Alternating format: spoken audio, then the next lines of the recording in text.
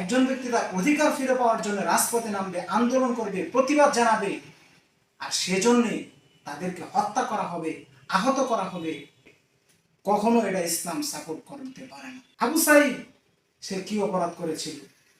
তার সাথে তো কোনো লাঠি ছিল না, কোনো অস্ত্র ছিল না, সে তো কোনো রাজাকারের ফ্যামিলির সন্তানও ছিল না।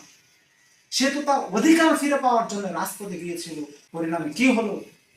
তাকে হত্যা করে তার লাশটাকে রাস্তায় ফেলে রাখা হয়েছে।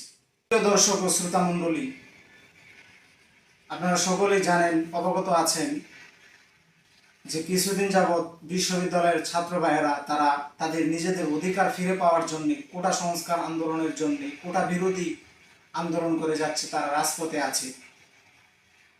আসলে এটা তো ছিল তাদের একটা ন্যায্য অধিকার ফিরে পাওয়ার জন্য, তাদের অধিকার বাস্তবায়ন করবার জন্য। কিন্তু তারা যখন রাজপথে তাদের অধিকার ফিরে পাওয়ার জন্য রাজপথে নামলো, তখন এর ফলাফল কি দাঁড়াচ্ছে? এখন কি দাঁড়ালো আমরা তো দেখতে পাচ্ছি। সোশ্যাল মিডিয়ার মাধ্যমে আমাদের কর্ণে একথা প্রতিধ্বনিত হচ্ছে, আমরা শুনতে পাচ্ছি যে তাদের অধিকার ফিরে পাওয়ার জন্য যে তারা রাজপথে নামলো, তার পরিণামে তাদেরকে আহত করা হচ্ছে, কাউকে আবার হত্যা করা হচ্ছে। আসলে এটা তো কখনোই কাম্য ছিল না। একজন ব্যক্তি যেটাকে ইসলাম সাপোর্ট করে, একজন ব্যক্তি তার অধিকার ফিরে পাওয়ার জন্য রাজপথে নামবে, আন্দোলন করবে, প্রতিবাদ জানাবে, আর সেজন্যে তাদেরকে হত্যা করা হবে, আহত করা হবে, রাস্তায় তাদেরকে তাদের লাশগুলো ফেলে রাখা হবে, এটা কখনোই কাম্য নয়, কখনো এটা ইসলাম সাপোর্ট করতে পারে না। বর্তমান পরিস্থিতি আমরা সকলেই জানি তারা কেন রাজপথে নেমেছে। আল্লাহ তাআলা কোরআনের মধ্যে বলেছেন, ইন্নাল্লাহা ইয়া'মুরুকুম আন তু'আদ্দুল আমানাতি ইলা আহলিহা। আল্লাহ নির্দেশ করেছেন তোমাদেরকে যে তোমরা যারা তোমাদের কাছে আমানত পায়, প্রত্যেকের আমানতকে ইলা আহলিহা যথাযথভাবে তাদের কাছে পৌঁছে দাও। আল্লাহ নবীও বলেছেন যে আমানত যারা তোমাদের কাছে আমানত পায়, তাদের কাছে তোমরা তার সে হকদারদের কাছে পৌঁছে দাও।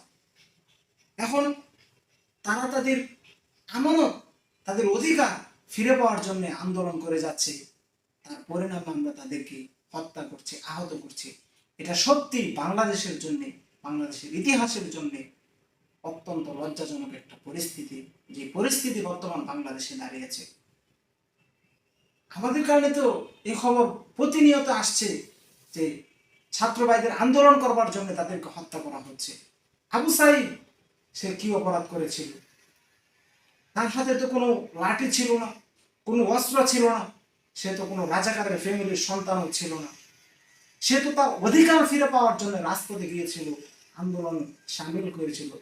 পরিণামে কি হলো? তাকে হত্যা করে তার লাশটাকে রাস্তায় ফেলে রাখা হয়েছে। এটাকে আমরা কখনোই সাপোর্ট করি না, দেশের জনগণ সাপোর্ট করতে পারে না।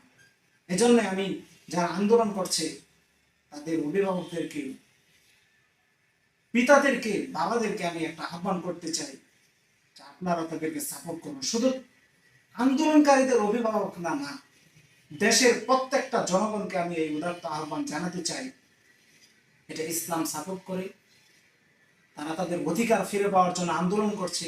এজন্য আমাদের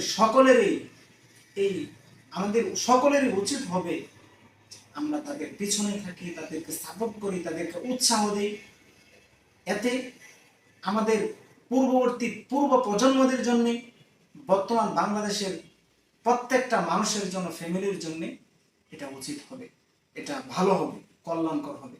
আল্লাহ তাআলা আমাদের সকলকেই এটা বোঝার তৌফিক দান করুন।